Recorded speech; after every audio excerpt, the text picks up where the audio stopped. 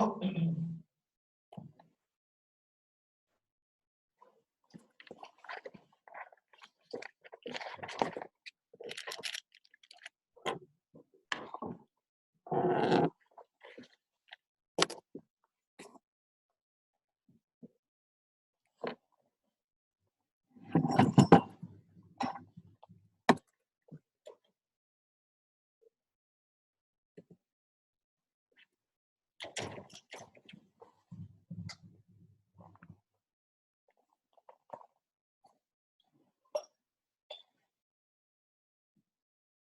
want to start out by thanking and appreciating everyone who came out to this presentation. It is an honor and pleasure to introduce José Javier Hernández Ayala. José Javier Hernández Ayala was born and raised in Arecibo, Puerto Rico. He has a bachelor's in physical geography from the University of Puerto Rico, a master's of science in geographic information sciences from the University of Akron, and a doctorate in geography and climate science from the University of Florida. He is currently an assistant professor in the Department of Geography, Environment, and Planning, where he teaches courses like weather and climate, watershed hydrology and management, and environmental data analysis. Among others, his research focuses on studying the relationship between extreme weather climate events and climatic variability and change. Please help me welcome Mr. Ayala with a round of applause.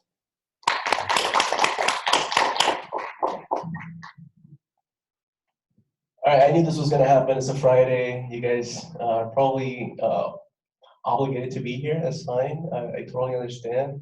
I was a student too, right? So I hated coming to campus on Fridays. So no pressure at all. And I want to thank those of you who are here. I came running from a workshop that's happening in the cooperage here in campus, and it was related to climate change too, and how Latino leaders in the county are addressing many of the issues associated with climate change. So today I'm going to try to keep it brief because I know that you guys have other important things to do. It's a Friday and you guys want to head home or go and sleep a little bit more or just start your weekend right. So this talk, what I wanted to talk about is, of course, about climate change and global warming impacts, but from a social justice perspective, right? So, you know, I'm a scientist, I'm a physical scientist, but I'm a geographer, and I was trained also as a social scientist. Right? So I'm kind of I see myself in the middle, trying to, you know, bring my social scientist friends next to my physical scientist friends, and try to kind of act as a bridge between the two, because there's this, you know, disconnect between those two separate, I think, sciences in terms of how they address climate change. And I think it's more important for us to focus on the things that they have in common and how we can use both to really address the issue of climate change. So this is me over here. So I think, what is your name again? Luis. Luis gave a very great introduction of who I am, but just kind of a quick summary. I'm a geographer, climatologist, overall, assistant professor here. I'm also the director of the Climate Research Center here at the university. So anyone interested in doing some climate-related research work, let me know. I'm currently teaching weather and climate, watershed hydrology, and introduction to geographic information systems here this semester at Sonoma State. And I teach, next year I'm going to be teaching human geography, GIS again, and a research capstone course in geography, environment, and planning. So this is me. I'm a very big sci-fi fan with Predator over there. I'm a big Alien and Predator fan. So this picture I took it in Madrid is one of my favorite pictures of all time. I'm from Puerto Rico. It's a very small island over here. I don't know if this thing is properly working. So Puerto Rico is a territory of the US, aka a colony of the United States of America, right? Ever since 1898. So I'm going to talk a little about that today too, because that's also related to many of the political, economic, environmental issues that we have in Puerto Rico. And my focus has been mostly on studying hurricanes, and that's kind of, this has been my contribution to climate science. So I've published six scientific papers on different peer-reviewed journals. I'm in the process of publishing 2 more right now, and all of them related to changes in rainfall in the Caribbean and looking at how rainfall has, let's say, either changed in terms of its the extreme acts of the rainfall, either the absence of or the let's say excessive amount of rainfall that falls, and how we connect that to climate change, and how is that related to many other water resource problems in the Caribbean. So I've examined floods, droughts, hurricanes, right? Hurricane Maria, this Hurricane Maria paper that I published last year was very big and important in my career, and also in terms of understanding how events like hurricanes can be connected to climate change, right? But today I just want to give you kind of a brief overview of what climate change is about, right? And then looking at it from a social justice perspective, because not all of us are going to be affected the same way by climate change, right? Some communities have, let's say, a more resilient, let's say, characteristics than other communities, and we want to be able to understand why is that, and how can we make, right, those communities that are more vulnerable, more sustainable and more resilient, so that they can cope with these changes in a better way. Right, so climate change, from my perspective, is the biggest challenge of our time. Right? And of course, I know, of course, that there are other major problems in terms of poverty, in terms of food availability, in terms of housing, income inequality. We have all of these different problems, right? But all of those problems can be exacerbated by climate change. And the way that we're going to be talking about this today is how can we address climate change while at the same time address those larger issues associated with income and wealth inequality, with environmental justice, right? Racial, ethnic disparities between communities, right? And how can we use the momentum generated by climate change to actually solve a lot of those problems that are making some communities more vulnerable than others. But in terms of the recent climate change that we have seen in the world, if you look at this graph over here of carbon dioxide going back 400,000 years. So carbon dioxide is a very powerful greenhouse gas that traps energy from the earth. So the greenhouse gas is a natural process, right? So the planet receives energy from the sun, but then the earth emits some of that energy back into space. So what's happening is that our consumption of fossil fuels is sending more and more and more of those gases back into the atmosphere at a higher rate, which is causing a lot of that energy to stay on the planet and causing the planet to warm up, right? And the warming of the planet is just the first reaction to this, let's say, excessive use of fossil fuels. Then this leads to this cascade or chain of reactions that could lead to other major problems. And here you see on the left this animation looking at temperature changes from the 1800s all the way to the early 21st century, and how even during the course of the year we have seen increases in temperature, right? And I think this year we have broken records for the warmest January already in recorded history. Antarctica has already experienced its warmest winter ever since records began. So every day there's more and more mounting evidence that this is actually happening, and that in many ways, most of it, at least in the last 70 to 80 years, is mostly caused by human activities, right? So, but first we want to define, climate change before we continue with the rest of, the issues that we're going to be exploring today. And I want you guys to have kind of a definition of what climate change is, because there's one thing that a lot of people talk about, is that the climate naturally varies, right? And this year is drier than last year, right? But like 2 years ago it was let's say like very wet too. But then 6 years ago it was dry. So the climate naturally varies in terms of ocean atmosphere cycles, like El Nino, southern oscillation, right? Things that happen every 2 to 7 years, and some ocean let's say patterns can last a little bit long. But we have to be able to separate what climate variability is and what climate change is. The variability of the climate is just those natural cycles that happen because of, let's say, natural processes that happen in the earth. The changes of the orbit, the tectonics, the changes of the, let's say, how the continents are arranged, but those processes usually take a lot of time. The recent climate change that we're seeing, where we're seeing significant variations in the mean state of the climate, right, have been mostly associated with fossil fuel burning, deforestation, right, and just transformations of the surface of the earth from, let's say, green forests or green spaces, right, to highly urbanized, industrialized areas in terms of how urbanization has grown over the last 100 years, right? So all of this changes, very rapid changes, since the steam engine and the like coal and then oil and natural gas have been used to power our global economy. All of those different gases have, let's say, added up more and more higher quantities in the atmosphere, carbon dioxide, methane, nitrous oxides that have been causing this warming event.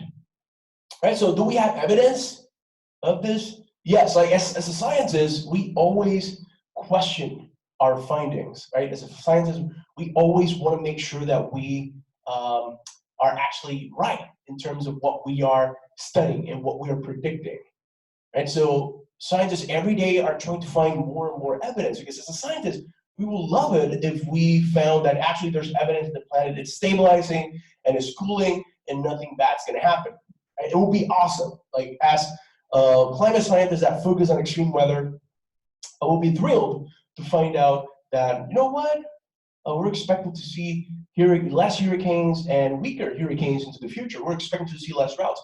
But what we're finding out is actually the opposite, right? When we look at the evidence in different indicators, not only in carbon dioxide on the top left and temperature on the top right, we see that both of them are increasing. So they're showing a very strong positive correlation. And it's because carbon dioxide and methane, in combination with methane and other greenhouse gases, are trapping a lot more of that energy, which is then increasing the temperature, the average temperature of the planet, with some places showing higher temperatures than others, especially in the Arctic of the Northern Hemisphere. The very high latitudes are showing a higher, warmer trend than areas closer to the tropics. But we can also see it in changes in the mass of Antarctica on the lower left, and also in sea level rise, in sea height variations on my lower right over here, right? So you see that there's not only evidence in terms of where, we're seeing the warming trends, right? And how is that manifested globally? There's also evidence in many other areas of the planet that the planet is indeed warming up. And this is all from a compilation of data from scientists from all over the world that have examined this issue for a long period of time. Right, so the role of human activities, like I said, our dependence on fossil fuels. Almost our entire global economy depends on transporting goods and services with machines that rely on oil or gas, right, to move. And all of that, infrastructure, transportation, industrial infrastructure has been the main cause of this jump in greenhouse gases, where we have seen, that over the last 150 years, carbon dioxide have gone from 280 parts per million to almost 400. And I think right now we are around close to 420 parts per million this year, right? So we have seen a very massive jump in terms of, and this carbon dioxide is actually being measured in a site in the Hawaiian Islands, right? So this is not measured like in New York City or in Europe. This is measured somewhere very far away from the influence of highly industrialized cities or areas of the world, and we are still seeing very big increases in the amount of carbon dioxide in the atmosphere that are going to lead to many other changes. And we have seen that, for example, this was in 2016, and this has been surpassed already, but we have seen that the highest level this has been the highest level when we surpassed 400 mark than in the previous 800,000 years of the year. And how scientists know this? Because we can go and look at ice cores, we can look at sediments, and we can use this as proxy data to see how the atmosphere was back then. And we find that carbon dioxide levels back in 600,000 years ago or 800,000 years ago was a lot lower than it is today. At other times in the history of the Earth is around 4.6 billion years old. We have seen higher levels, right, of greenhouse gases in the atmosphere, right? But during those times, humans were still not the dominant species on the planet, and we were still like little organisms in the process of evolution. But today we are definitely the major contributors to the changing climate, and that's has caused some scientists to call this era the Anthropocene, right, as a new geological era in which humans are the dominant force in nature, changing and transforming nature. So now moving into looking at how we can tie climate change to economic injustice and inequality and all of these different social issues that we care so much about. And here we see that many scientists, many researchers have studied this for a while, and they have summarized the results in these sentences. And one of the things that really I find very interesting is that some research I found that, and this is something that as climate scientists we know a lot about the physical processes driving climate change. We know that carbon dioxide increases will lead to increases in temperature, which then are going to lead to changes in the water cycle because more water is going to evaporate in some places. Then it's going to lead to changes in rainfall. It's also going to lead to changes in the sea level rise, melting of the ice caps. But there's been very, very little focus on the social processes, right? The socioeconomic processes that are then driving a lot of this physical processes, right? So physical scientists tend to focus a lot on, all right, so there's more greenhouse gases in the atmosphere, and if we model this into the future, in which we're going to still be producing more and more because we're not going to move away from fossil fuels, this is how things are going to end up by the end of the 21st century, right? But a lot of people don't like to focus on the social processes that drive these physical processes because it's then going to make us question, or it's going to make us aware of who the real,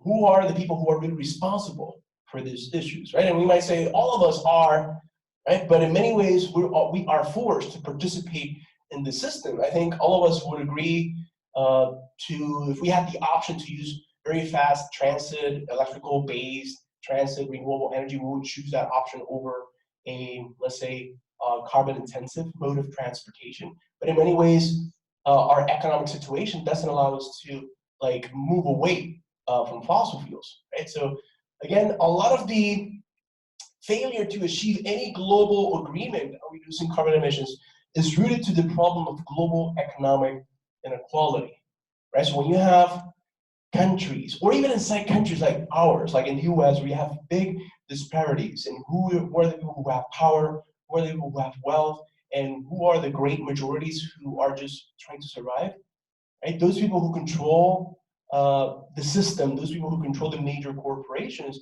are the ones who are mostly responsible of those, let's say, greenhouse gases accumulations that we have seen, and they are also the ones funding a lot of the obstacles for us to be able to at least address many of those problems, right? I'm going to be showing you some graphs and some maps from different organizations that have examined this problem, right? So this is a Carbon Majors report that was released in 2017, and it found that 100 corporations alone in the planet are responsible for 70% of the emissions.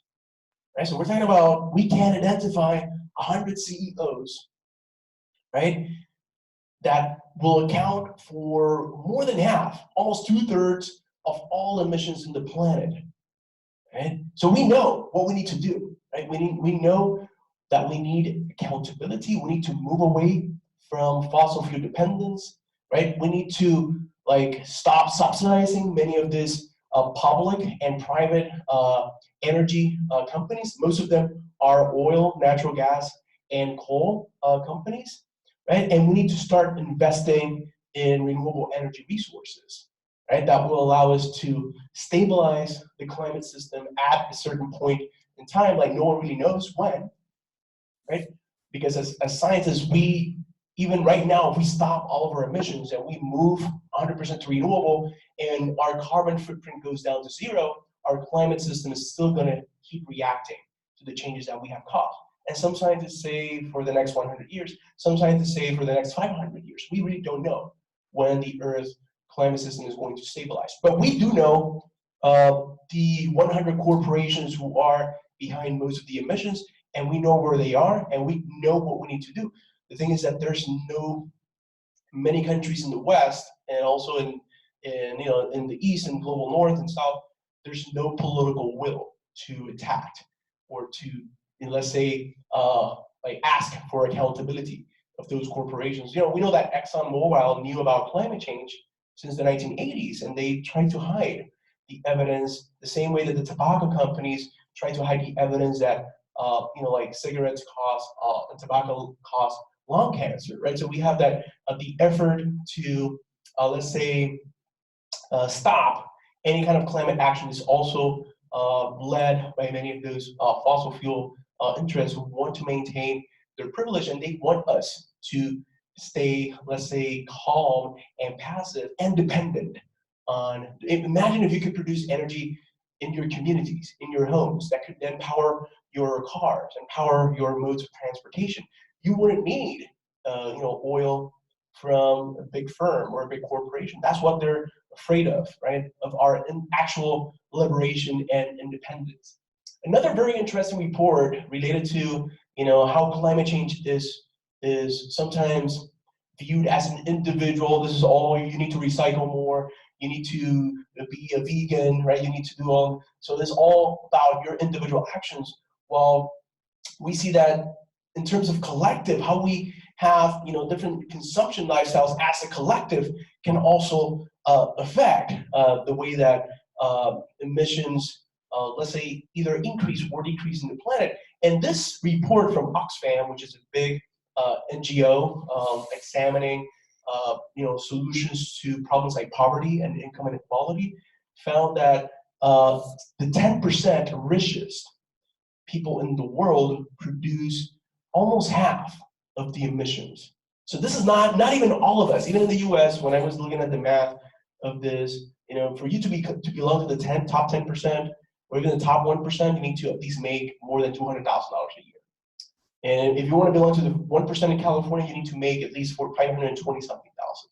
So a lot of us are very far away from that. Because if you think about it, those people who manage large pieces of land, who manage big transportation logistical networks that rely on carbon intensive fuels to move their goods and services, right? And then we have the poorest, 50%, are only responsible for around 10% of the emissions, right? So we see major disparities in terms of who are actually, producing all of these greenhouse gases that are then trapping, right, the heat that the planet is emitting naturally, and then is leading to all of this major. And the thing is that those countries who are producing the less amount of emissions are the ones who are going to suffer most of the consequences in terms of climate change. So this report is very, very important. And you don't see this a lot in the media, right? You don't see it a lot covered in, right now in the major Democratic primary debates, because it goes against, the lifestyle of the very privileged in this country and how they have to adjust and modify their consumption habits and the way that,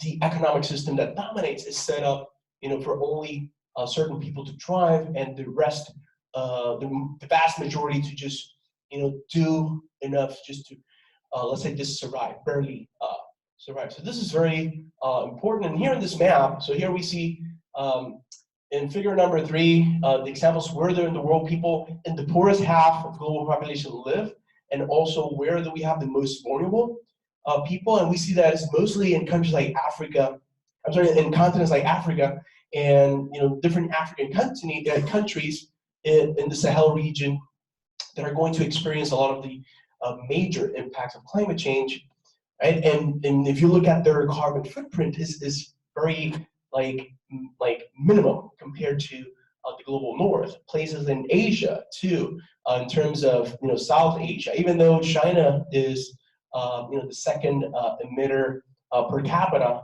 in the world, right? We do still see that many of those communities in China or in Asia are also going to be impacted by the raw of climate change, and all of those processes have been exacerbated. And in figure number 4, we see how even in the U.S., countries like the U.S., Canada, the UK, Germany, right, major industrial countries, we see that the lifestyle of the top 10% in terms of consumption habits and in terms of greenhouse gases is massive compared to the rest of the other, let's say, sections of the population. So just the 10%, the wealthiest 10% in many of those countries is in many ways responsible. In the US, the top 10% is responsible for 50% of the emissions. And then it goes down a little bit when in Canada it's around 25%, and then it starts going down, right? So we see how this inequality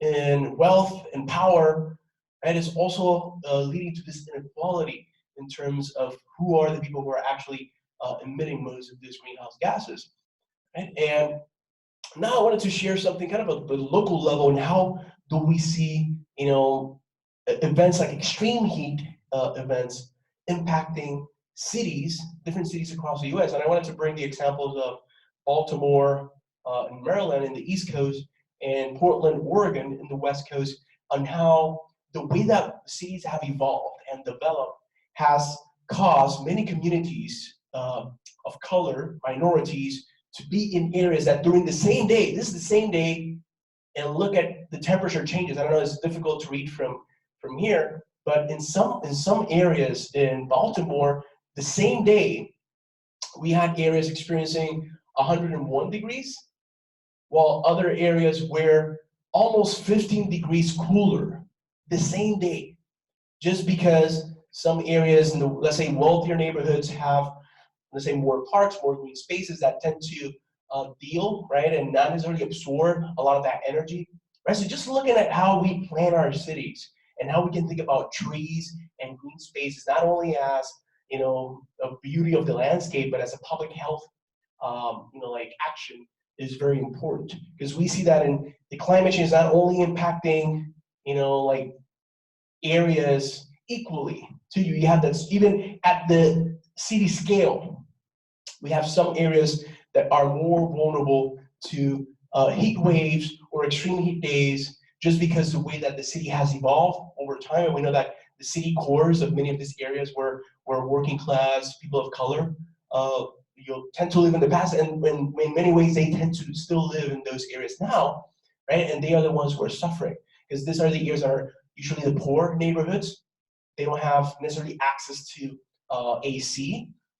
They don't have the facilities. So we have that even climate change, we might think that it's impacting all of us equally in Northern California, but not necessarily. We have some communities that have a higher vulnerability than others, and that's why we have to be able to differentiate between exposure and vulnerability, right? We might all be exposed to wildfires, extreme heat, drought, floods, but our capacity to recover is very different from community to community, because it is based on our own socioeconomic background, our own status, right, in terms of our ability to recover from those events. All right, so now I want to focus a little bit on California and the different things that climate change is causing here in California, and then I want to focus a little bit on some of the solutions, some of the things that we can do here in California to at least minimize a lot of this impact. Because right now, as climate scientists, I can't say we can stop this. There's no way that right now with what we have done, even if we stop 100% our emissions, there's no way that we can say for sure that we're going to stop the way that the system is reacting to our actions. But I can tell you this: we can make sure that we prepare for this more extreme world, and we can still guarantee, a good life, a life of dignity for most of the people, even in this more extreme world, if we take the necessary actions. So in California, if we look at where are the sources of emissions, so a lot of it is based on greenhouse gases, most of it is CO2 and methane. Those are the two most common gases. A little bit of nitrous oxides and other greenhouse gases or other like organic compounds, and then we have emissions by economic sector. We have that in our state, transportation is our major source of emissions, right? Where we have 41% of our emissions coming from transportation. And this is, a lot of us drive, to our jobs. A lot of us need to live far away from where we work because it's too expensive to live nearby, right? So you have to think about how is transportation, such a massive problem in emissions in California.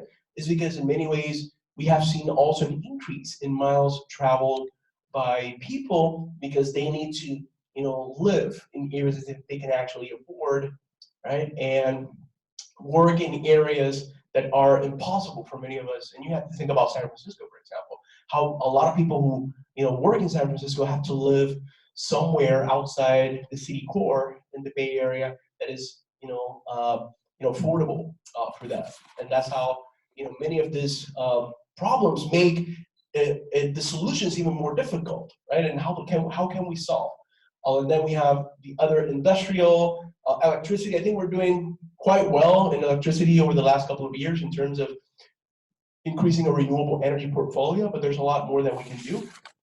But transportation seems to be the most important source of emissions, and that's why we have to think about what other countries are doing, what China is doing, what Japan has been doing, many European countries what they have been doing in the past, in investing in fast rail, like alternative modes of transportation based on electricity, electrical buses, like promoting the use of bicycles, development closer to the city core, compact development, like vertical development, more green spaces in between to act as buffers. Right, so I think here in Northern California, we're doing many of those things, but we can definitely improve in order to minimize our risk and our exposure to many of these climate change impacts. So in terms of the things that we know already that they are impacting us and are going to continue to impact us, we have, this is from the last climate change California assessment. We have temperature is going to continue to increase with high confidence in many of the models. Sea levels are also going to keep increasing with very high confidence. We have snowpack. We have seen, I'm teaching weather and climate this year, and we have been monitoring the snowpack in the Sierra, and it's just a fraction of what it was last year, how things can change so rapidly, right? And how climate change is accelerating many of those extremes in many ways, in which we have years with excessive precipitation, right, and accumulation of snow or rain in many places, while the next year might be a very, very dry years, which creates a lot of problems because 40% of our water resources in the state come from the snowpack. Right? So if we see drastic reductions in the snowpack, then we're going to see also drastic reductions in the water availability for many areas. Then we have heavy precipitation events, which is my area of kind of a focus. And we have seen an increasing trend in these events too. So it means that those events are happening in a smaller window of time, and we're seeing a higher magnitude of rainfall falling, causing the major floods that we saw in Sebastopol last year that shut down the city for a couple of days, and many communities and local businesses are still trying to recover from it. Drought, even though we got out of our major drought between 2012 and 2016, it seems like we're moving again, not necessarily into a major drought event, we still don't know, but this year's a lot drier than normal. And it seems like the Caribbean, which is my area, and the Western US is also going to experience similar periods in which you have years with excessive dryness, and then you have years with extreme precipitation events dominating, which is what seems to be the way that climate change is altering the water cycle. And then we have an increase in the areas burned by wildfires, and this is a very big concern for us, as we see that every year more and more areas are burned by these massive wildfires. And we're going to talk a little bit about them because we have to realize that climate change is just creating the conditions for these wildfires to thrive, but the sparks are generated by other, let's say, like human negligence in many ways. And the light over here doesn't let us appreciate this graphics a lot, but this is San Francisco, and this is temperature increases from 1950 to 2090, and look at how, and we know that San Francisco is kind of its own microclimate. You know, whenever I drive down there over the summer, I'm trying to escape the very hot days over here. You know, it's like 90 something over here, and then you go down to San Francisco, it's like 60, but that's going to change, right?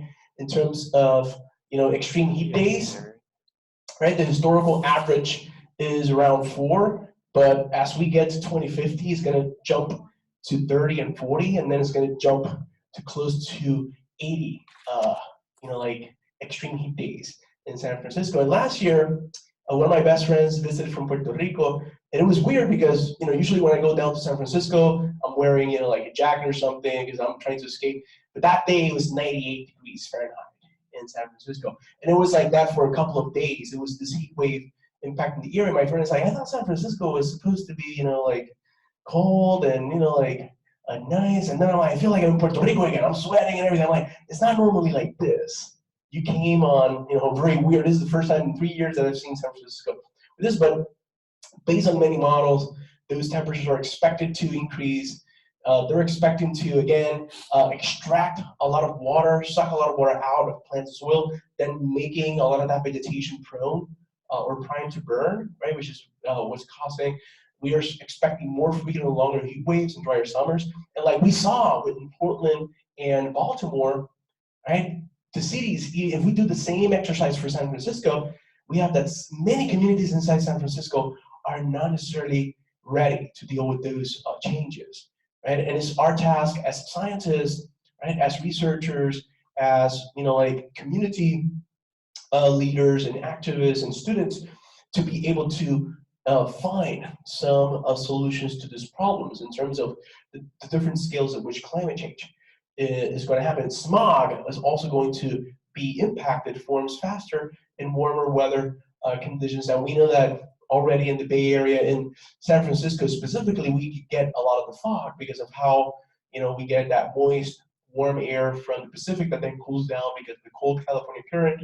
So if you combine that with higher temperatures and more pollution, right, from all the different transportation and industrial activities in the area, that's going to also create the conditions for worse air pollution that could then put at risk you know, the health of many vulnerable populations, right? Droughts, again, droughts are also, even though we haven't experienced one major one in the last 5 years, it seems like most of the models, and this is from a recent paper from Dr. Michael Mann, which is one of the top climate scientists in the world, right?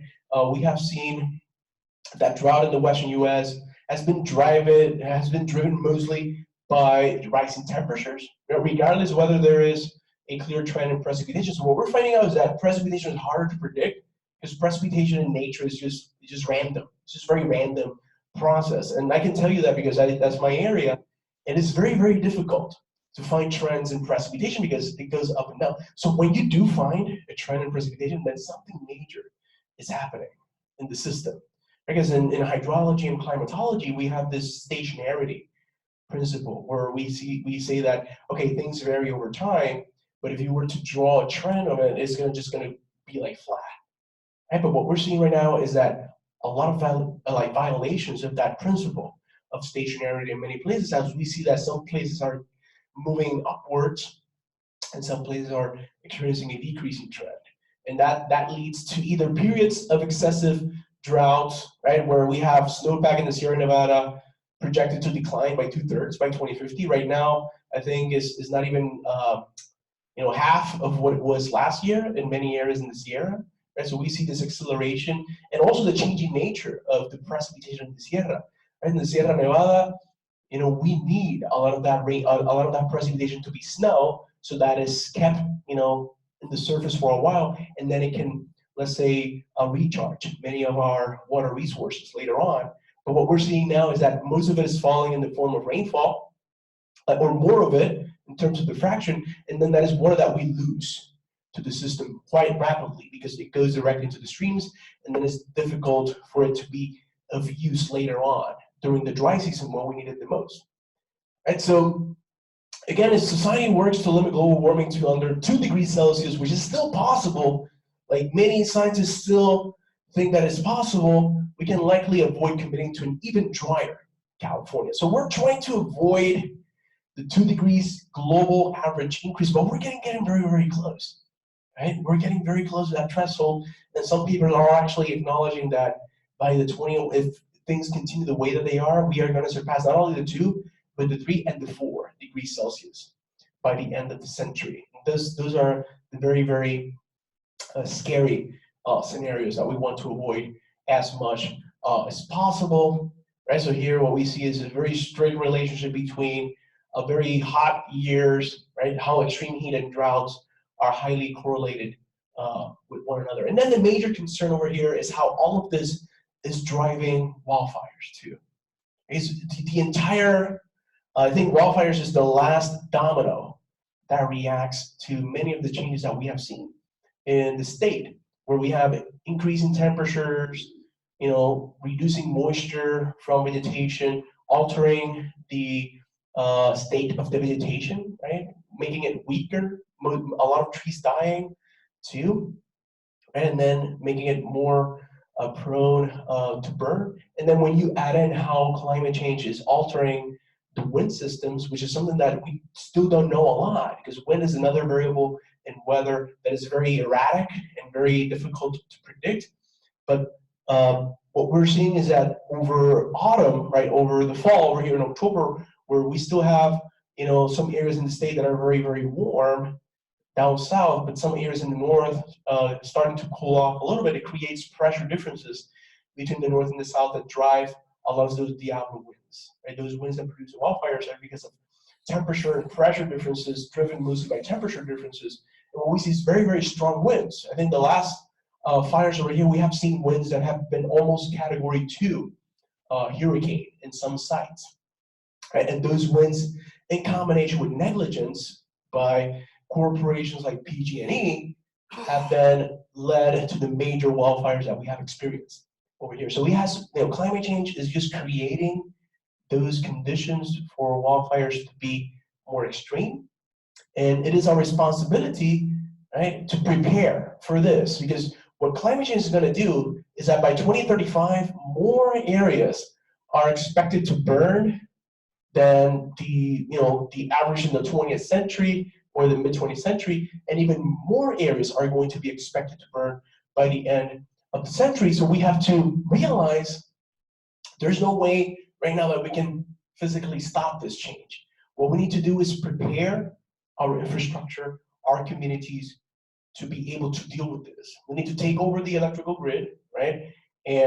Or find a way to collectively run. Like I think SMOD in Sacramento is a good example of what we need to do here in Sonoma County, where we have the municipalities and the different localities taking over the grid, and actually instead of like priorities instead of being bonuses to executives and PR firms and lobbying, it should be on how do we prepare our infrastructure, modernize our infrastructure, put a lot of it on the ground, have more microgrids developed that are more resilient to be able to cope with this and avoid public power outages that are also it seems to be that they're going to be the way that this corporation is going to deal with accountability, right? They don't want to be accountable, responsible for the fires that they initiate, so they prefer to shut down power, causing many other issues, health issues, mental, physical health issues, economic issues in the county that are going to be, increasing also in terms of their severity as we move into more and more extreme conditions.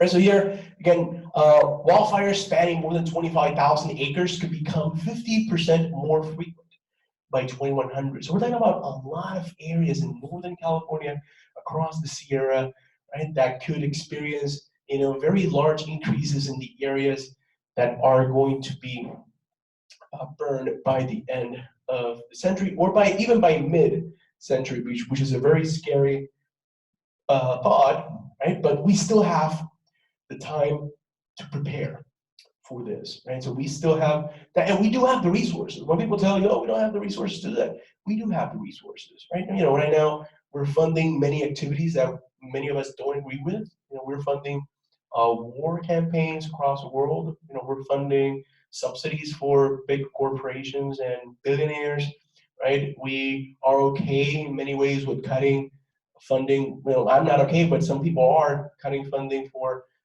you know, healthcare, educational programs across the country, right?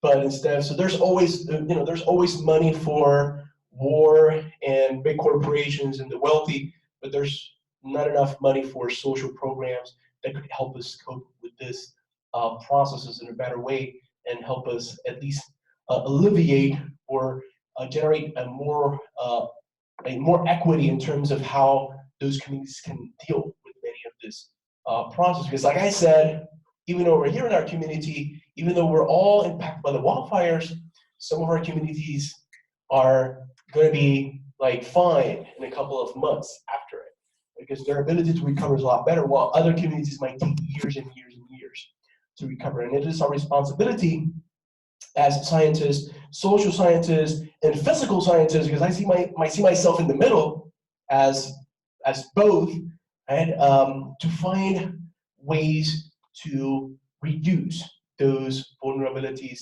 of the communities by making sure that the minorities, the indigenous, right, populations all across the world have the ability to deal with these events in the same way that many other communities have across the country.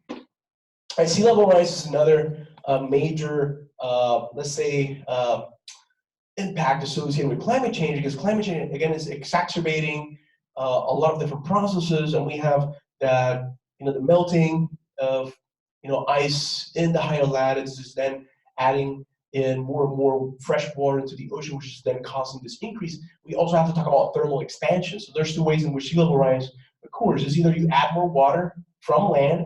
You know, ice that melts over the ocean doesn't cause an increase in sea level, but it does cause an amplifying warming, because you're changing the surface that is very reflective, like the ice is very reflective, so it bounces a lot of energy back into space. Well, and when you melt that ice or the sea, it doesn't cause a change in sea level rise, but it does cause a change in the water's capacity to reflect or absorb. And most of that energy is going to be absorbed, which is then causes an amplifying effect of the warming, which is a positive feedback mechanism. And then this leads to sea level rise scenarios that are going to be catastrophic in many locations across the world. And we know that most people live in coastal areas for, you know, opportunity, economic reasons in many ways. And even our communities down here close to Petaluma, if you look at this area over here on the top, are expected to get hit by wildfires, right? A lot of those, a lot of that infrastructure, you know, we're talking about hundreds of billions of dollars at risk, right? And many communities, right, also at the, let's say, in the areas where sea level rise is is expected to impact the most. So this is another dimension on an even larger problem that we are seeing in terms of how climate change is going or is already impacting us from multiple angles. Right? So here our main concern is wildfires, maybe extreme heat or floods, but in other areas of the Bay Area, they're talking about sea level rise, right? They're talking about public health impacts. They're talking about other things that you know, maybe is impacting those communities more than it is impacting us over here. So that's why, as you know, social scientists and physical scientists or natural scientists, we have to come up with different ways, very creative ways on how to address these issues and try to come up with some solutions. Then we have public health, right? Public health implications. This is also from the fourth assessment of, you know, climate change in California, and looking at social vulnerability, right? Where do we see most of that vulnerability? In Central California. Many of those communities in the central part of the state that are going to be impacting, are going to be, let's say, impacted by many of these processes: extreme heat, the droughts, a lack of water, right? They're good, and based on their socioeconomic situation, they have a higher vulnerability than communities, let's say, in other parts of the state. And internally, if you zoom into some areas, if you zoom into to the Bay Area, you can even see that in the Bay Area you have certain communities that are more vulnerable to many of these, let's say, impacts and how they're going to affect their health, right? So here, extreme heat and air pollution are the big ones. Elevated risk of death from heart attack, heat stroke, asthma and allergies. You have also, the issues with extreme heat and air pollution, how wildfires are also driving those bad air quality days. And we have areas in the Central Valley which are projected to experience an average of 2 weeks of heat health events in the near future, right? So we have the resources, we have the information, we have the technology, we have the understanding of what needs to happen. Seems like the only obstacle is a political and economic obstacle. Economic, not as individuals, but as a country. We do have the resources to work in a Green New Deal, and transform our communities to ones that are more prepared and more sustainable and more resilient. But the political actors, the people who actually run this country and this state, right, and even at the county level, don't want necessarily to lose their power, right? They don't want to lose their privilege, right? They want to keep us dependent on, relying on old technology to bring us our energy home, on old ways of, moving around in terms of combustion engines, even though we're all forced to do it. And I'm forced to drive on, a internal combustion engine car, not because I want to, it's just because of what I am capable of affording, right? At some point, I wish that, there were some subsidies that will, let's say, match the price of the same car that you guys want, so that you guys can get into an electrical one, and then in your homes, you can get also 100% renewable through the Evergreen program, Sonoma Clean Power. But it's also a little bit more expensive, and not a lot of people can do it. Right? So we can definitely address those inequities in our society and make sure that everyone is able to, let's say, prepare and become more and more, let's say, independent in terms of their energy, right? And independent in terms of, not relying on multinational corporations to provide a lot of the, basic necessities of life in many ways. Right, so what can we do? So there are many things that we can do, and we can, maybe you guys have some questions or some comments. I'm going to leave some time at the end. Let me see, I think I'm going to have more than 25 minutes to talk with you guys, if you guys want to, of course, because I know it's Friday and everyone is just like, I want to head home. But I just want to go over some of the things that we can do, right? So in terms of as individuals, right? Because it's a collective, we can do many other things too. But as individuals, just based on, like research out there, in terms of reducing our carbon footprint, other than just, transforming our entire transportation and energy infrastructure, which is, I think, priority. And it's something like that, like a program or like a big, piece of legislation like the Green New Deal advocates, is a total transformation of our, energy production and our transportation sector, so that we can at least slash 70–80% of our emissions like within like 10 years. And then we can also, reduce the food that we waste. In terms of the global scale, adoption of a plant-rich diet.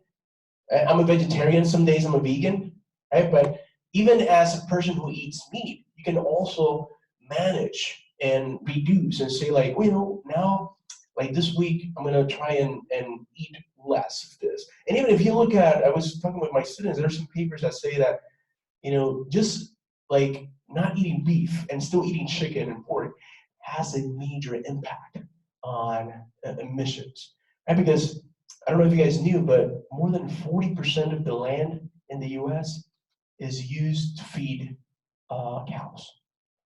It's either used to, have it. So 40%, more than 40% of the land mass in the US, most of it is in the interior West, right?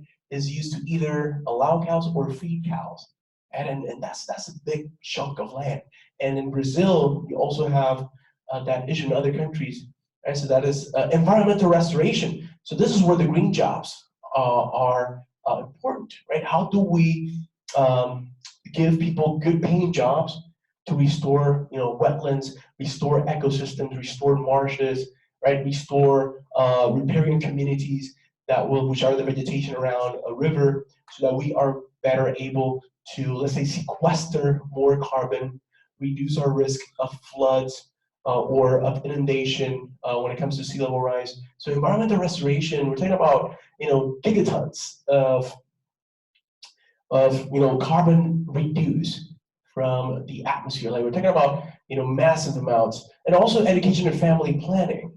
And this is not necessarily, I'm not saying that we should advocate, that people, all people have this amount of children, but you also have to realize that in, let's say, some areas of the world, education and family planning could definitely be a major improvement in terms of allowing people more opportunities to participate and engage in the solutions of climate change. Because I read a paper recently, because I have 3 kids, right? And one colleague mentioned, oh, you need to stop having kids because they're emitting carbon dioxide.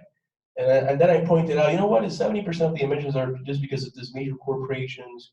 The top 10% emit most of the emissions. So it's not necessarily that babies, babies in Asia and China have a minuscule carbon footprint, right?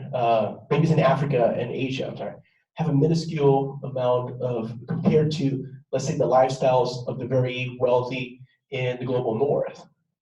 So it's not necessarily that we should point fingers at those who, let's say, have more than 1 or 2 children and say, like, you are at fault, you are the one who's causing all this. Because again, this is, attributing responsibility to individuals, and in removing or eliminating accountability from those who are, let's say, actually responsible of forcing us to, let's say, use a car that requires a lot of, oil to move around, or gasoline. As in many ways, we have to think about how we solve those problems. So what else to do, right? We have to push our politicians. We have to really engage, our communities, so that we can move away from this kind of a mentality that, we have this planet with endless amounts of resources, and that we should, allow the free market, whatever that is, right, to solve these problems. Because what we are seeing right now is that even though we have some corporations and some politicians advocating for like a green capitalism, right, kind of version, what they're actually promoting in many ways is that they are trying to make money out of the misery of people who are actually suffering from climate change. And someone from Puerto Rico and someone from, who my 2 homes are in areas that have been ravaged and impacted by climate change, I can definitely say that those market approaches to solving the problems actually don't work at all. Because in my country, Puerto Rico, what did they do after Hurricane Maria? All of the help that a lot of people send it from all over the world, they hid it. They hide it in big warehouses, and now people are finding them because the government didn't want the corporations that fund their campaigns to lose money, so they wanted the people to go and buy the goods, the water, the temporary roofs that they need, temporary beds that they need. They wanted them to buy them from these corporations.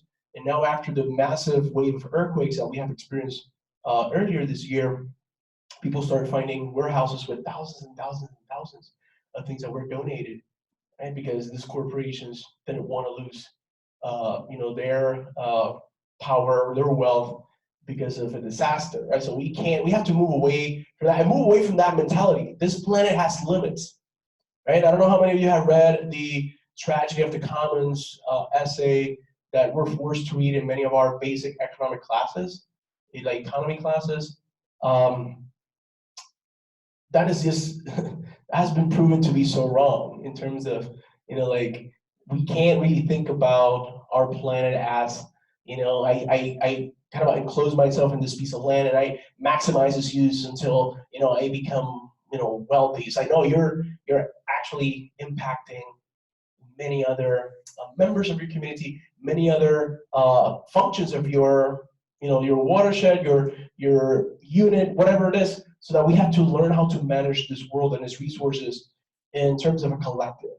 Right? There's this economic like school of thought of common ownership or common management of resources, of land, water, of fisheries, forests, right? That's how humans tend to, instead of having an owner that then allows people to buy stuff from their piece of land, right, that they produce, we all collectively operate that.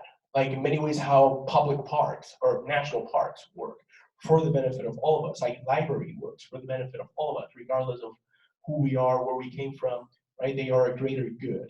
Right? So we have to expand that kind of a mentality and that kind of a perspective into other realms of our economy in order to be able to, let's say, at least address the major issues. Right? And again, based on, this is one of my favorite authors, Naomi Klein. I really recommend that you guys read her work, her books. She's a Canadian environmental journalist, and she has done amazing work in terms of looking at social justice and climate change, and economic justice and climate change. And in her book, Climate Change versus Capitalism, she talks about these points over here that we need to, let's say, focus on in order to make, or this transition to an economic system that views humans as, the main focus, right? Human development, that's the main focus instead of profit and wealth accumulation, like in the current system that we have. And she talks about, reinventing the public sphere. How do we control the state, right? As a collective, do we have to get rid of some aspects of the state? Right? Should we expand, let's say, kind of a worker control, like institutions, like co-ops, cooperatives at larger scales, right? Planning cities with sustainability in mind. So I was discussing with my students, like cities in China and Italy right now that are like developing this new like green cities where trees and vegetation are allowed to grow internally in the buildings and across this background over here. This is kind of one radical architect that is thinking about envisioning how cities are going to look in the future, where we are moving closer and closer to this balance between our surrounding ecosystems and our development, and controlling the power of large corporations. Right? I would argue that eliminate completely massive corporations and monopolies, break them down, and allow people, to, associate themselves freely in co-ops or in, like kind of a public institutions, controlled by either the working masses or by the state, right, in order to end this, control of only, this very like small minority that actually controls many of our governments around the world. And you have, the cult of shopping, our lifestyle consumption. Try to, think about how can we reduce our the way that we, behave in terms of our consumption habits, right? In terms of do we of course we want to buy what we need and we want to buy what makes us happy, but we also have to think about what is the environmental footprint of these actions, and how can we improve them? How can we produce more things locally, right? In terms of our food production, how can we produce most of the things that we use locally or nationally close, so that we end up this big, like logistical, this big carbon intensive, like shipping routes that are causing a lot of the emissions, greenhouse emissions to increase. And even Einstein agreed on this. And it's not like only, radical people of today. Einstein wrote an essay back, like in 1949, and he says, I'm going to end this with, I am convinced that there's only one way to eliminate these great evils, namely through the establishment of a socialist economy. I know that that word is very scary for a lot of people, but I welcome you guys to like read Einstein's essay and look at what he's advocating here, and accompanied by an educational system which would be oriented toward social goals, right? And if people from all over, all different disciplines, all different like facets in life were able to arrive to kind of a similar conclusions during different periods of time, we should still listen and try to see if they were right and see if what we need to do is something that they have envisioned before for us. And again, I want to end with this, one of my favorite, I always use this in my presentations, but I think it's important, right? Because this is back from the Copenhagen Climate Change Conference. This is a cartoon by Joel Pett of USA Today. And then you have this person presenting all of the great things that we want to achieve by addressing climate change, energy independence, preserve rainforest sustainability, green jobs, livable cities, renewables. Then you have people, what if it's all a big hoax? Right? What if we get all of these things for nothing? Right? So that's kind of the mentality I think that dominates a lot of like people with power today. It's like, oh, we don't want to do all of this because what if we do all of this and we spend all this money? It's always about spending, even though they're spending almost $1 trillion every year on wars. Blank check is always about money. And then, so it makes you think about, do we actually want to build a better world while at the same time we solve the greatest problem of our time? We can't do it. I think we can if we collectively decided to support and organize around the people who are actually have this as a priority. So thank you for it, and hopefully you guys got questions. And I think I have let me see. I have 20 minutes for questions, so bring it on. Thank you again. Yes?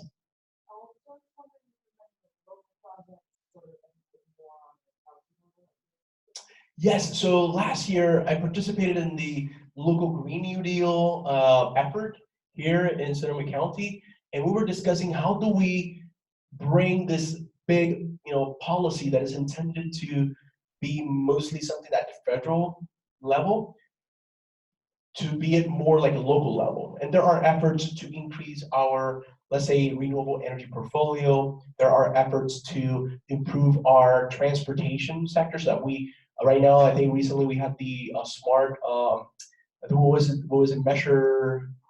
Measure I, right? So, and in that direction, we are also trying to move into how do we make public transportation like free at the point. Like, for example, Luxembourg, I think has done recently, has proven to actually be a major factor in reducing the individual emissions as we allow more people. Imagine if all buses in the county were run by, let's say, there were electric-based buses connected to Evergreen program, right? And you guys could just use them nonstop with no charge. That would be a major, major transformation. Expanding, like rapid transit across the Bay Area is also a major effort. I think, when you go to Europe, when you go to China, you go to Japan, you go to many of these countries, you don't have to get into a car. In many ways, you can just go and, go to visit your family and friends, and you don't never need to step in a car. And I think that's what we need to do. And here locally, there's a lot of efforts to do that. A lot of like restoration efforts too. I know that many students here in Sonoma State, even my students in geography, are working with different organizations to restore ecosystems. This is one of the major things that we can do in the Green New Deal, which is what's going to provide a lot of jobs. Something that is very important is the work of caregivers, people who take care not only of other people but of nature too. Because when you think about it, I saw this in a documentary that I don't remember who was the person who said it, but this person said, when we create something, right? Let's say we create this cup of coffee. That's just, it took us like 2 hours to create. I don't know. But then for the rest of the life of that cup of coffee, it's going to take us a lot more time to take care of it, to clean it, to make sure that it's in the right state for use, right? So the work of those who take care of kids, of the elderly, of nature, the nurturing part is a big component of many of these initiatives, because we have to not only think about how do we build things, like corporations, they build things that they can last for a year or two, and then you have to buy them again. That's why Apple was sued in Europe, right? Because their phones were not working properly after 2 or 3 years, right? And we have to move away from that. A lot of my wife and my mom make a lot of jokes about me. It's like, you still have shirts from high school. I'm like, well, if I could still have them when I'm like 50, I'll do it, because I don't need more shirts than the ones that even though I like very like flamboyant shirts, and I kind of like to collect them. But I don't those are the things that I actually don't need, right? So we have to change that mentality in terms of, do we develop things that can last as long as they can, or do we develop things that only have like a short, like living span, and we have to replace them every now and then? Right? So, but locally, also there's a lot of efforts to increase the sustainability of the wineries, right? In terms of the groundwater use, in terms of their practices, so that instead of focusing only on one crop, which is the grape or the type of grape that they use for their wine, they are growing other things in between the seasons, right? So that because in hydrology, which is something that I teach here at Sonoma State, we're talking about how we can keep surfaces as green as possible through the course of the year to reduce erosion, to increase infiltration rates that are then going to impact groundwater recharge, right? So if you practice kind of a more agroecology, more sustainable agricultural practices instead of massive industrial agriculture, you're also going to have a very positive impact on your local economy and your local environmental, like kind of sustainability. Yeah. Any other things? Still have some. Yes. I'd like you to speak more about reversing. You mentioned all the positive yes effects, like when the ice melts, then yes the ocean absorbs more, and there's like the collapse rates, the methane on the ocean floor.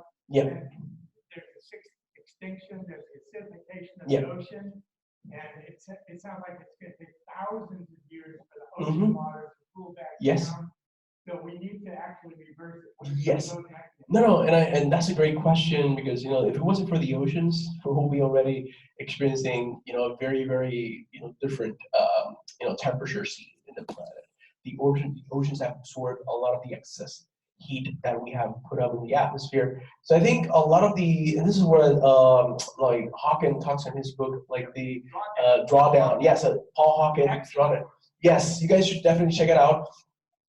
And Paul Hawkins talks about, and many other scientists, I think what he does, he collects major efforts by different scientists and researchers across the globe, and he then creates this list of the things that have the most impact in terms of reducing carbon. And I think the number one is the changes in the refrigerants, right? And I forget number one, but it's got more than 100.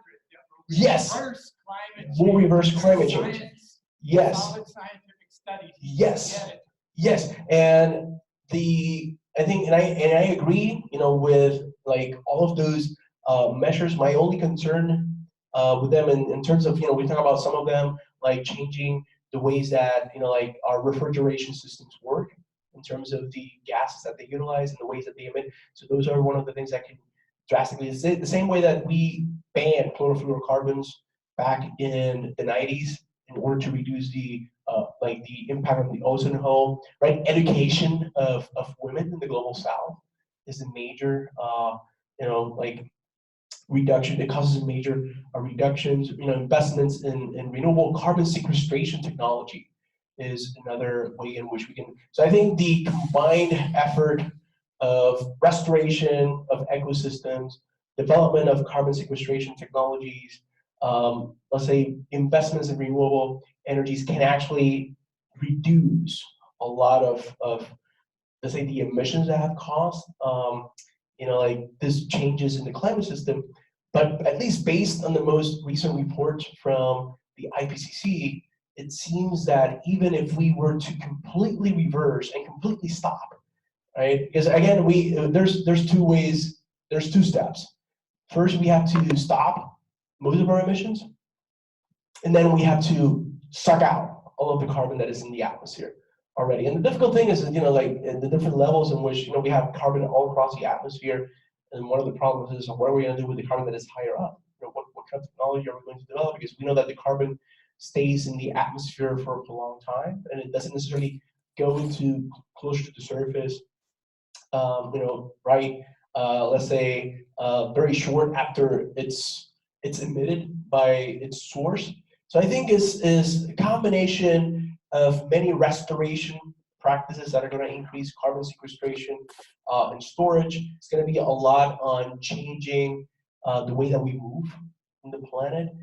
And so it's, again, reducing and actually drawing down a lot of it back. And it's difficult to say because since we have all these different scenarios and all this instability in our global political scene, we don't know what route is the one that we're going to take. And our models right now are kind of saying that what if we were to choose this route, then we can prevent the very worst, right? If we choose, our models are saying, well, if we increase our emission reduction and carbon sequestration efforts, then we can avoid the very worst. And we can start to reverse little by little, maybe in the next 100, 500, or 1,000 years, but at least we can prevent the worst. But the major challenge to all of this is we don't know what's going to happen. And right now we have this election cycle happening here in the US where we have two totally different approaches to the problem, right? We can either continue with what we're doing on this attack on the environment, on this attack on science, right, on this attack on whatever effort, or we move in the direction of actually allowing someone to enable all of these transformations to happen. So I think in many ways, the major obstacle is not, the technologies, it's not the scientists who Paul Hawken interviewed for his book. I think they're all doing great work, and the more and more technologies we implement, the better.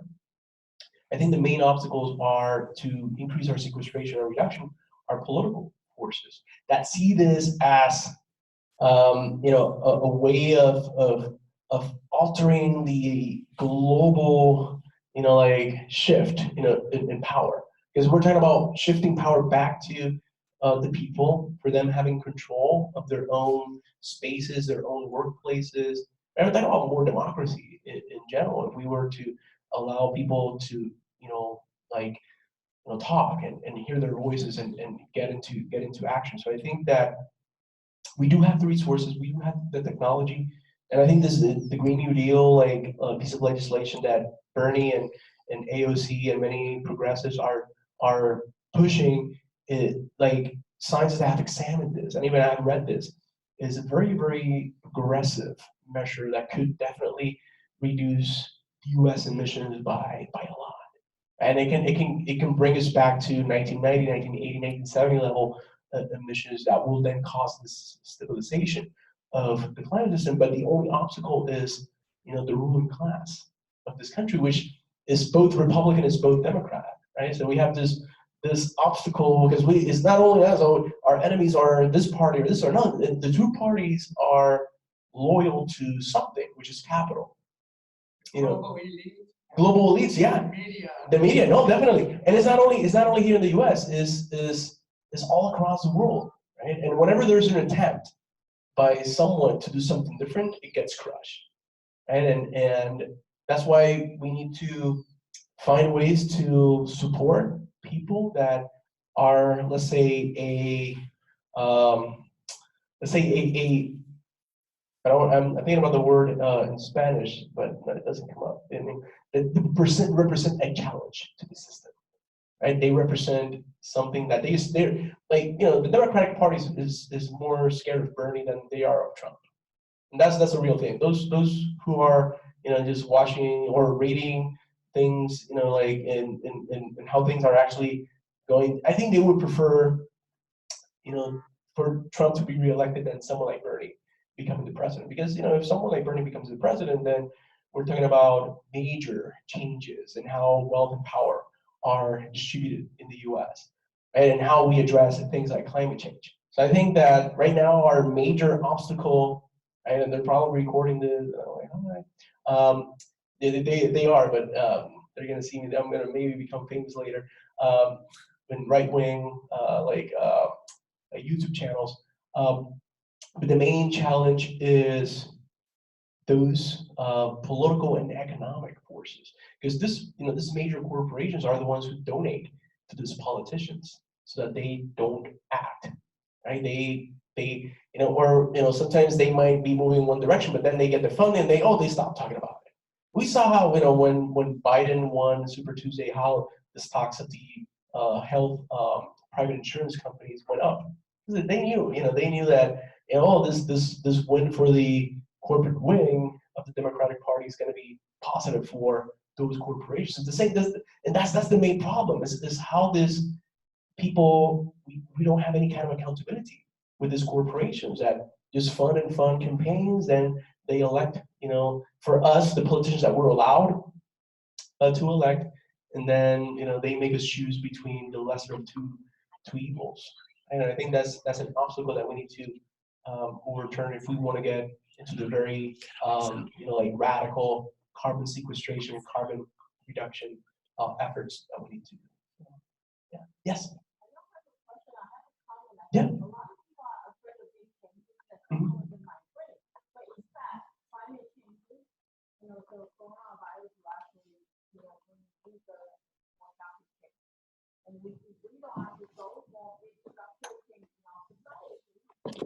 Mm-hmm. There are people who are afraid of voting somebody that promote radical changes, then we are being forced to actually change by coronavirus or other new events that all Wi-Fi, right? So in a way, I think it's important for people to remember that the challenges are there. Yes. And then this election cycle will allow us to pick people who can actually help us change our heart. Rather than just changing the driver. Right? And we need somebody who has a vision for a new car rather than just the driver. Definitely, and I agree. Is we either change now when we have the time to, actually make sure that we do the right things and we have equity in mind and we have social justice and economic, and wait 30 years and change when all of these impacts have caused ample devastation and excessive inequality and poverty. So I think now is the time for us to really be preventive. And there's an effort here in the county with me and many other local activists to treat climate change as an emergency, because it is an emergency, right? It is. We need to ask the state and the federal government give us funds so that we can transition to 100% renewable here. We can transform our transportation sector. We can move and relocate our vulnerable communities. We can give living wage jobs to the people who need it and people who wanted guaranteed jobs. Right? We can do all of that. We just, our elected leaders decide not to because they respond to the interests of those who control them through donations and the lobbyists. How many? I don't know how much last time what the ratio was, but for every representative in Congress, there's I don't know how many lobbyists. Right? So the corporations, we have our elected officials in DC and in Sacramento, but for every one of them, there's more than two lobbyists trying to influence them on what kind of policy they should support. And a lot of the legislation that is written in the U.S. is mostly ones that were developed in think tanks, which are organizations outside of the state that promote certain economic views or perspectives. And I think we have the chance now to do what needs to be done here and inspire. I have to recognize that many countries have done things right. I was discussing with my students. I'm teaching geographic information systems, and we always have maps that we kind of start a class with just discussing. And India and China, for example, have led to a major greening event over the last 40 years, where they have caused trees and vegetation to grow in a way that no other country in the world has done in the past. And we also recognize some of the things that they should improve. We recognize the things that we have to improve, but we also have to learn from previous experiences. Like from Central America, Costa Rica is running 100% renewable. A country of 5 million people, right? Running hydropower, mix of hydropower, solar, wind, geothermal, right? Cuba is able to sustain itself mostly from agroecology practices because, of course, they were forced because of the embargo. Right? We have many different examples, and you know, it's fine that we don't agree with everything that everyone is doing everywhere, but at least we have to recognize what is being done right and try to apply that over here. The same way that, you know, for me, I'm from Puerto Rico, I recognize many of the things I admire about the US. I love the libraries, I love the public parks. I think I wish my country would move in that direction. But from Puerto Rico, I appreciate my public schools, my public universities, where I didn't have to pay or go in debt to get an education, where I have warm food every day in my schools, right, which my daughter doesn't have over here. Right? So we can learn to, because sometimes, you know, from the West, we get this perspective that we are, I don't know, I said this American exceptionism, where we're always right and we're always doing things better, and the global South is just, they need to learn from us. But actually in the global South, a lot of things have improved in many ways because they have done things in a different way than we have. And I think we can learn from all those experiences. And smaller countries like Uruguay, right, they have moved very, very close to becoming, you know, sustainable in terms of their energy resources, in terms of their food production. So we can definitely learn from all of them. And a lot of people, like my students, like, well, you know, the U.S. is a country of 320 plus million people. I know, but you know, every state, every region in the state can have their own plan based on their own reality and based on their own concerns. And because climate change is going to impact us all in different ways. It is not going to impact, you know, like I was saying, people in our communities are not going to be dealing with wildfires the same way. Because some people have, you know, fire insurance, other people don't. Some people have savings, other people don't have enough to have savings. Other people have, you know, a web of you know, family members or connections that they can actually go to and recover and be able to thrive again. And you know, for Hurricane Maria, when my Puerto Rico was, we had I had my in-laws in here for 3 months. I guess they couldn't, you know, like be able to, they lost their home over there, so we had to, you know, make sure that, and they had us, you know, and we have them if something happens, right? So, but not everyone has those things, and I think that we should definitely try to learn from those experiences that have worked in other places and try to emulate as much as we can from them, and then also recognize the things that we have done wrong and the things that we can improve. So, well, thank you. I want to thank everyone. I think I passed already my time. Oh, all right, 11:30. Awesome. So I'm right there at 11:30. You know, I wasn't expecting a lot of people to, because I know it's Friday. And although, yeah, I know it's but I think it's still important to have this conversations, and thank you for all of your feedback. And you know, you guys know where to find me. I'm at Stevenson. Well, we're gonna be kicked out of Stevenson soon because of the remodeling thing. But you know, you can find me on the website and the email, and I'm more than happy to, you know, like answer any more questions that you guys have, or you know, if you guys are interested in other projects and how we can, you know, like really address a lot of these issues, I'm more than happy to work with you guys. Right? Thank you.